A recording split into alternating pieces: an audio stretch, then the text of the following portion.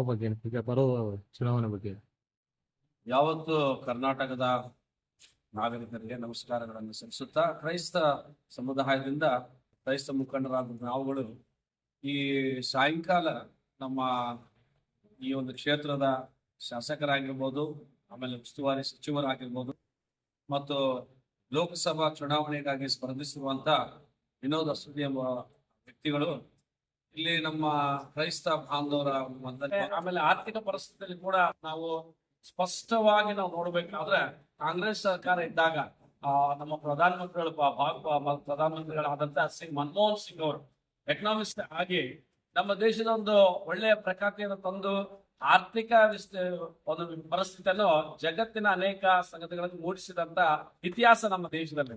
ಇವತ್ತು ಏನು ಹೊಸದಾಗಿ ಅಲ್ಲ, ಒಂದ್ ವೇಳೆ 10 ವರ್ಷದಲ್ಲಿ ಎಷ್ಟೇ ಪ್ರಯತ್ನ ಪಟ್ಟಿದ್ರು ಸರ್ಕಾರ 70 ವರ್ಷದಲ್ಲಿ ಏನಾಗಿದೆ ಅದರಲ್ಲಿ ಅರ್ಧ ಭಾಗ ಆಗಿಲ್ಲ ಎಂಬುದಾಗಿ ನಾವು ಘಂಟಾಘೋಷವಾಗಿ ಹೇಳಲು ಬಯಸ್ತೇವೆ.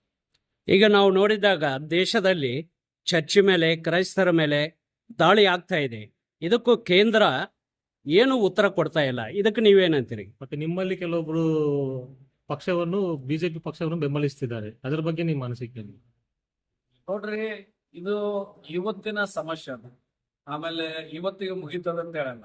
ಈ ಕೋಮಗಲ್ಭೆ ಏನಿದೆ ಎಲ್ಲರೂ ಮಾಡ್ತಾರಂತಲ್ಲ, ಕೆಲವು ಗುಂಪುಗಳು ಈ